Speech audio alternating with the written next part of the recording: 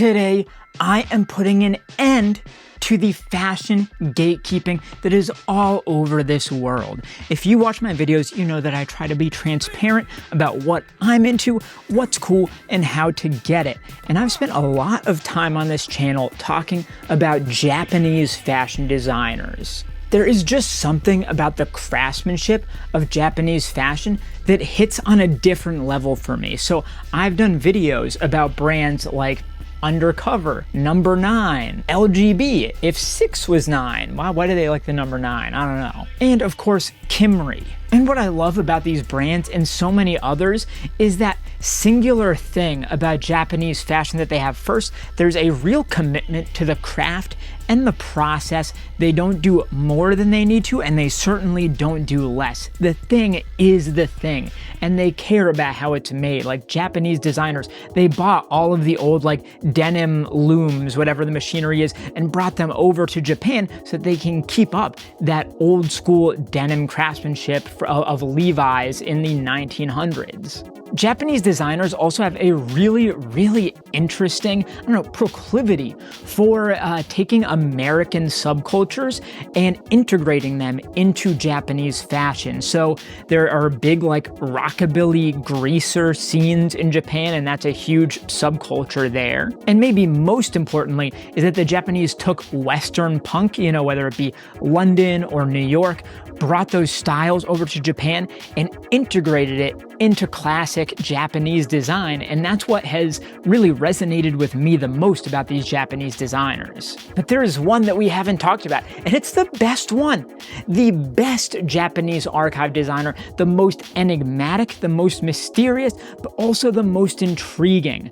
Today, I want to talk about 14th Addiction. Now let me just get this out of the way right off the bat. I've got a jacket here, I have got a shirt, I've got denim, and I've got boots. So we're gonna be taking a look at an entire 14th Addiction outfit head to toe. But why does 14th Addiction resonate with me so much, and why do I think you should give them a chance? Well, they are just so singular. So they were founded by the designer Teruki Uchise, and he was actually one of the founders of Kimry back in the year 2000, the brand that made the shirt that I'm wearing right now, and one that I was already a fan of.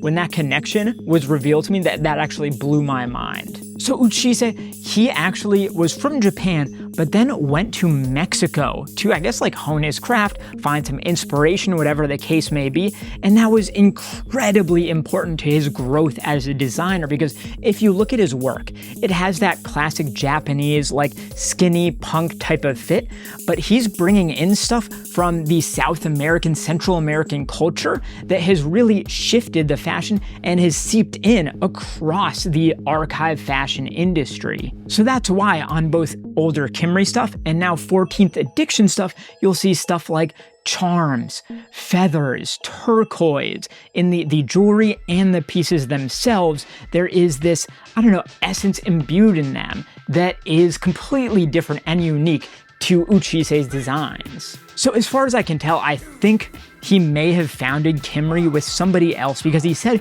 he wanted to go off in his own direction, and that's when he started 14th Addiction in 2007.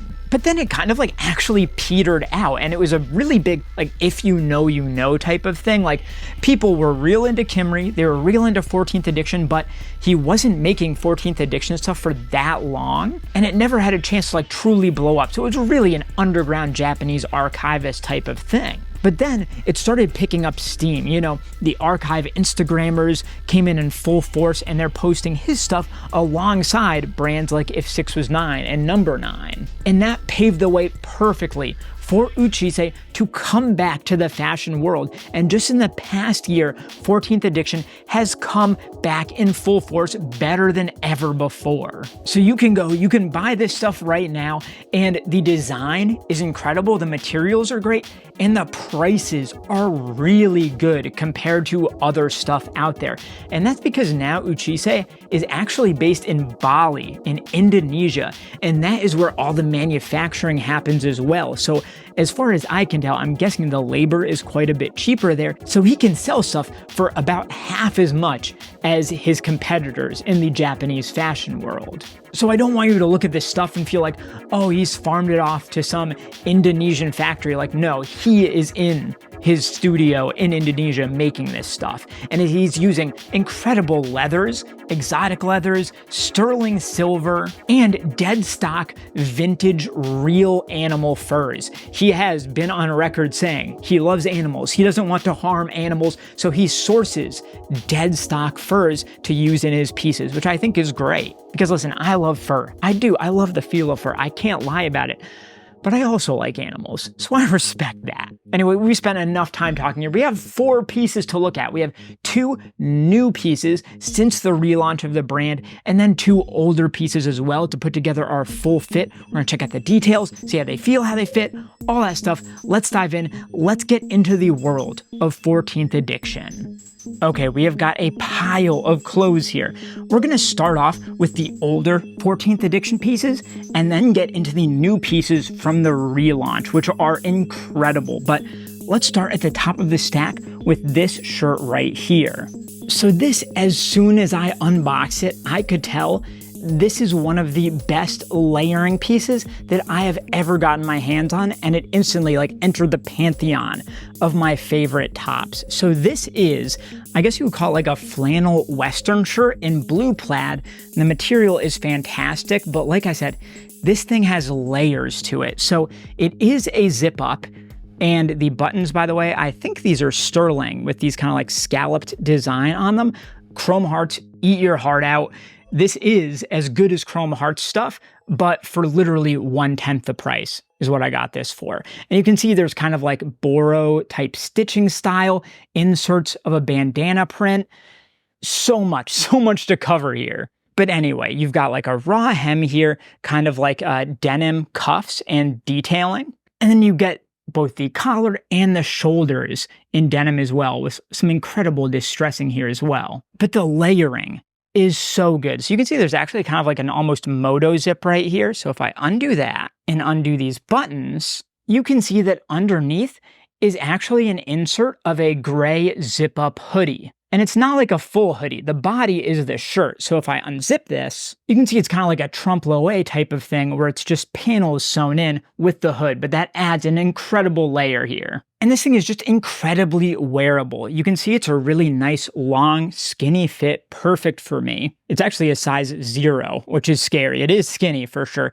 And it is a cotton rayon blend, which is perfect. It feels so good. It actually feels almost like a linen or something like that. So this is the perfect start for our outfit. All right, next up, I've got the perfect piece to go with that shirt, and that is this pair of jeans. So this is a pair of flared black patched jeans that is just so nice. The details here are absolutely insane. Of course, you've got the patchwork stuff, but we'll get to that. Let's look at the details here. So you've got this almost sterling pebbling that's going on along the waistline here, which is a really nice touch. You can see all of these kind of bronzed pieces of hardware. And then over at the other pocket, you've got some braided leather. So all of these details, you can see it's the Mexican influence coming in and influencing the 14th edition stuff. We also got a really cool serpent kind of button right here. I love that. And you can see this is a low rise piece, it is a zip closure button up, but there's not much to that there. These are the type B01 jeans for what it's worth.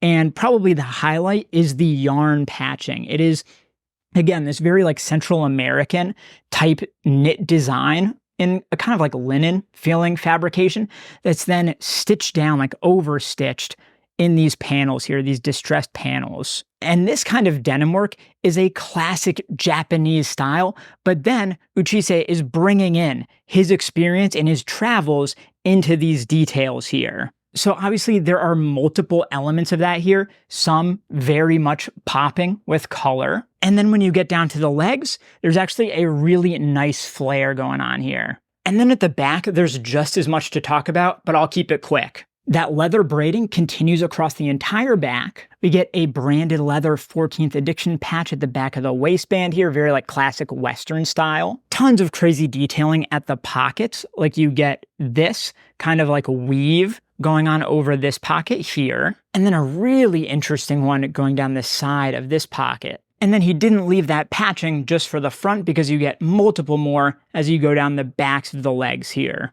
And this one is actually a cotton and sheepskin fabrication, so it does not get better than that. Okay, now we get to the new stuff, and I actually want to end with this piece right here. So let's actually talk footwear. So this is a new 2024 piece from 14th Edition since they did the relaunch, and I'm so excited to check these out. As you can see, it's shipped from Indonesia, so a little bit worse for the wear, but I don't mind that. Sticker on the top, very like utilitarian in the packaging. I don't mind that. The price, like I said, is incredible.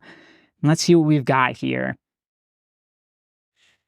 Whew. So these are the Elvis Punk boots in black leather. And these are just incredible. There's so many details here. Where to begin? Okay, so they're a pair of like, I don't know, ankle boots, mid-calf type boots, a really nice height. And you can see these elements of charms that he puts into his pieces and piercings.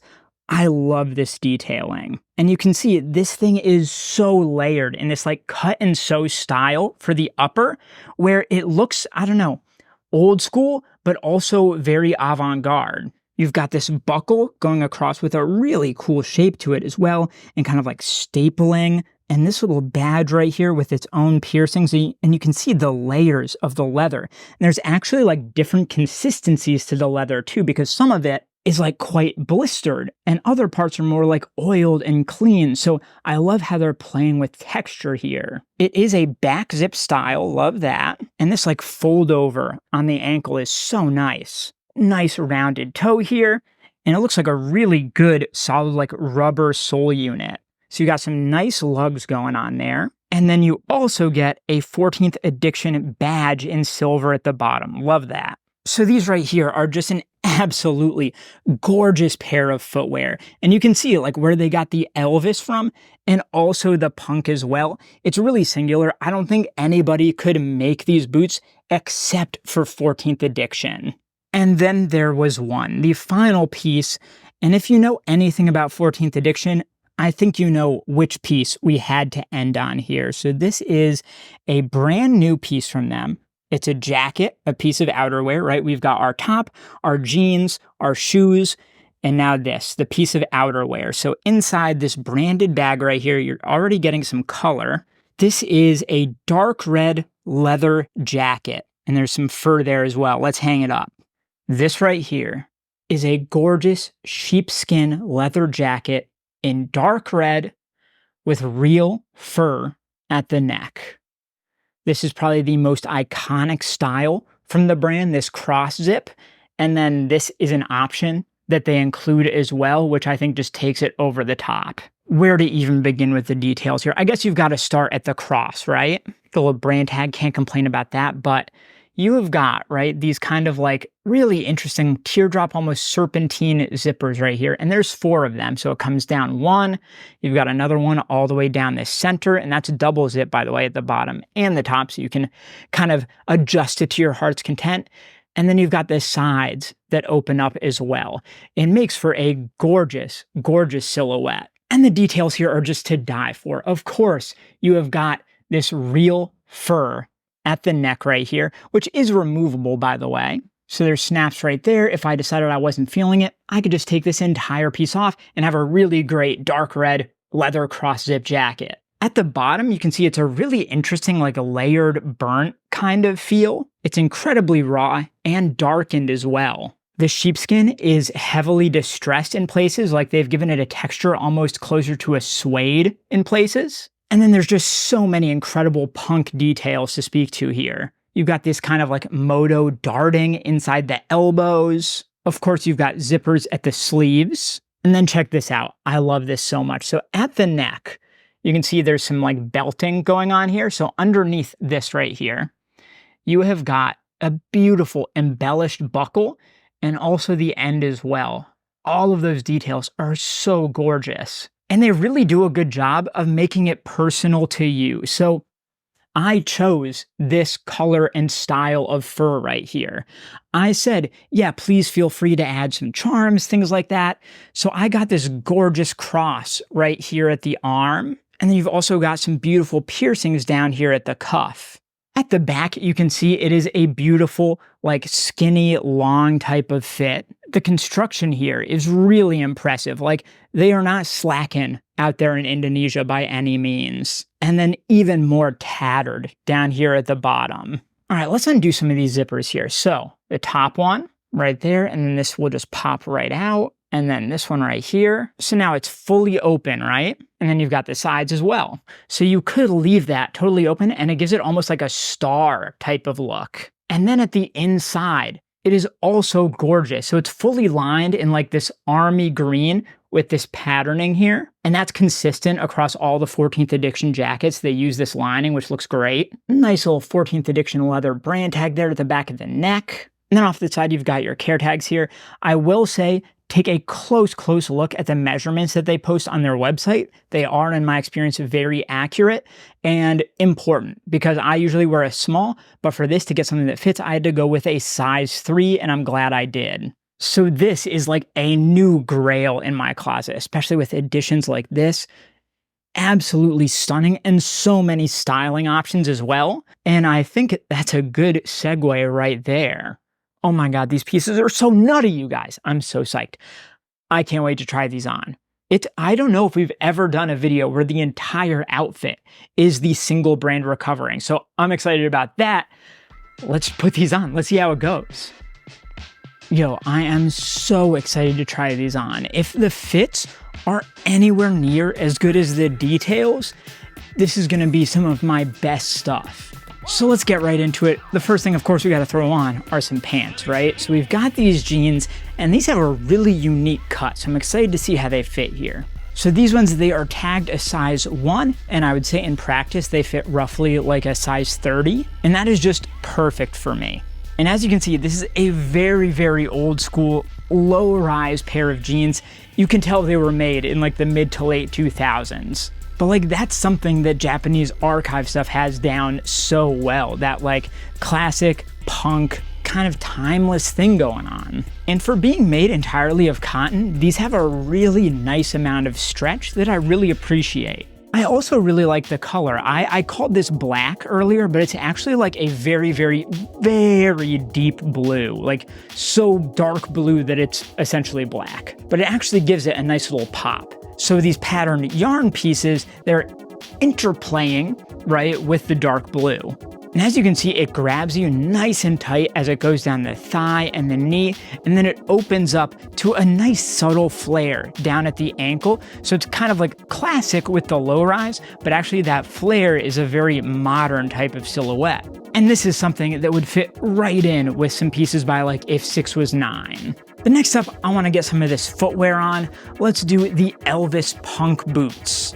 And these are some of the most unique boots I've ever seen in my life. This layered kind of weathered thing is perfect. Like I've been playing a lot of Elden Ring lately, and this is like some Elden Lord type of shit right here.